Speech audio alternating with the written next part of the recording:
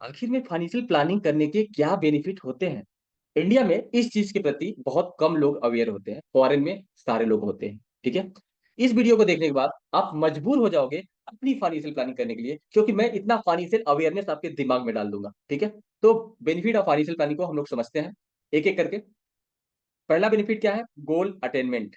यानी अगर आप फाइनेंशियल प्लानिंग करते हो तो आपके जीवन के जो गोल हैं, फाइनेंशियल गोल, जैसे कि घर खरीदना, retirement, education planning, health fund, business fund, ये सारे इजीली पूरे हो जाते हैं अगर आप अच्छे से फाइनेंशियल प्लानिंग करते हो तो। सेकंड बेनिफिट क्या है? सेकंड बेनिफिट बोल रहा है बजटिंग एंड एक्सपेंसेस कंट्रोल।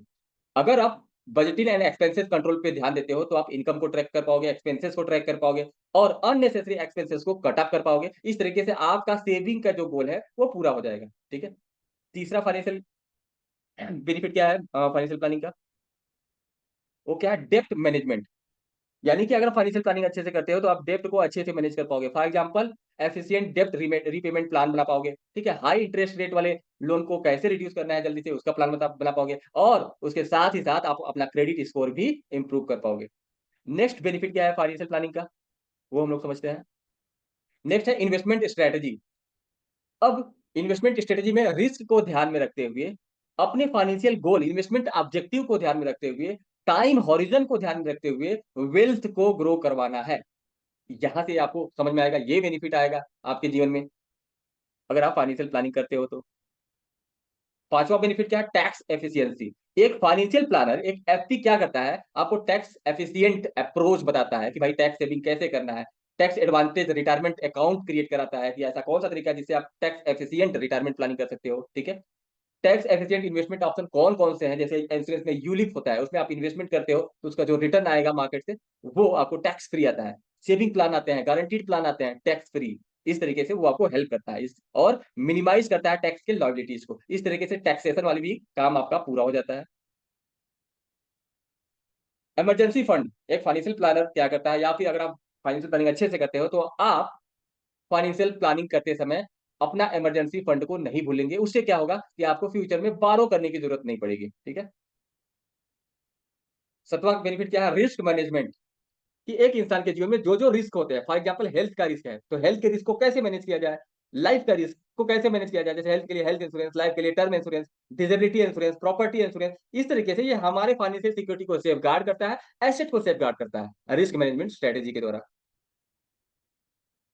फिर क्या? Retirement planning. अब एक इंसान के लिए जीवन में रिटायरमेंट प्लानिंग बहुत इंपॉर्टेंट होता है, तो उसके लिए गारंटीड मंथली इनकम, कोई इंसान अगर 50 साल का हो जाए, 55 साल का हो जाए, 60 साल का हो जाए तो उसको गारंटीड मंथली इनकम कैसे आए, वेरिएबल मंथली इनकम या ईयरली इनकम कैसे आए, सिक्योर्ड और पीसफुल रिटायरमेंट कैसे वो जी सकता है, ये सारी चीजें बेनिफिट होते हैं फाइनेंशियल प्लानिंग करने की। ठीक है। नेक्स्ट क्या है? ई स्टेट प्लानिंग। स्टेट प्लानिंग क्या होता है कि ओनर्स के डेथ हो जाने के बाद या after death of the owner asset को कैसे डिस्ट्रीब्यूट करना है, उसमें विल कैसे लिखना है, ट्रस्ट कैसे बनाना है, बेनिफिशियरी कैसे बनाना है, ये सारी चीजें ई स्टेट के अंदर आती हैं। ठीक है। तो हर इंसान चाहता है कि मेरा स्टेट प्लानिंग बहुत अच्छे से हो ताकि मेरे जाने के बाद जिसको जो मिलना चाहिए वही मिले, आपस में लड़े ना। 10वां बेनिफिट क्या है? Financial security and peace of mind. Financial security, peace of mind क्या करता है कि आपके डिसीजन, जब आप पीस ऑफ माइंड हो जाते हैं, डिसीजन मेकिंग की क्षमता अच्छा हो जाती है। फाइनेंशियल एजुकेशन आपके पास हो ही जाता है तभी पीस ऑफ माइंड हुआ है। ठीक है। फाइनेंशियल अवेयरनेस आपके पास 24/7 होता है, बिकॉज आप फाइनेंशियल प्लानिंग के बेनिफिट्स पढ़ रहे हो। ठीक है। और आप मुझे सुन रहे हो तो ऐसे ही सुनते रहोगे तो एक ना एक दिन आपके अंदर फाइनेंशियल अवेयरनेस आ ही जाएगा। ठीक है। नेक्स्ट क्या है? Legacy planning. Sir legacy planning में inheritance planning for the future, हमारे आने वाले जनरेशन को क्या क्या पास ऑन करना है, चैरिटेबल गिविंग क्या होगा, एजुकेशन फंड देना है नहीं देना है, इंक्रीज फाइनेंशियल इंडिपेंडेंस, ये सारी चीजें लिगेसी प्लानिंग के अंदर आ जाती है। इस तरीके से आपने जाना कि फाइनेंशियल प्लानिंग करने के बेनिफिट क्या होते हैं। तो क्या सर आज से आप अपना फाइनेंशियल प्लानिंग करना शुरू करेंगे?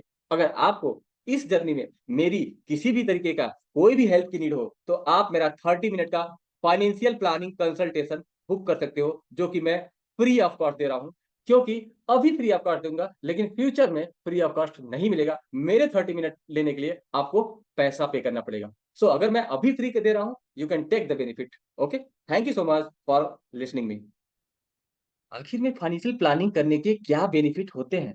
इंडिया में इस चीज के प्रति बहुत कम लोग अवेयर होते हैं, फॉरेन में सारे लोग होते हैं। ठीक है।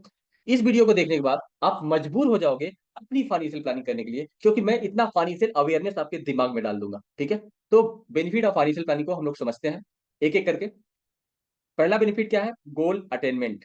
यानी अगर आप फाइनेंशियल प्लानिंग करते हो तो आपके जीवन के जो गोल हैं, फाइनेंशियल गोल, जैसे कि घर खरीदना, retirement, education planning, health fund, business fund, ये सारे इजीली पूरे हो जाते हैं अगर आप अच्छे से फाइनेंशियल प्लानिंग करते हो तो। सेकंड बेनिफिट क्या है? सेकंड बेनिफिट बोल रहा है बजटिंग एंड एक्सपेंसेस कंट्रोल। अगर आप बजटिंग एंड एक्सपेंसेस कंट्रोल पे ध्यान देते हो तो आप इनकम को ट्रैक कर पाओगे, एक्सपेंसेस को ट्रैक कर पाओगे और अननेसेसरी एक्सपेंसेस को कट ऑफ कर पाओगे। इस तरीके से आपका सेविंग का जो गोल है वो पूरा हो जाएगा। ठीक है। तीसरा फाइनेंशियल बेनिफिट क्या है फाइनेंशियल प्लानिंग का? वो क्या है? डेप्ट मैनेजमेंट।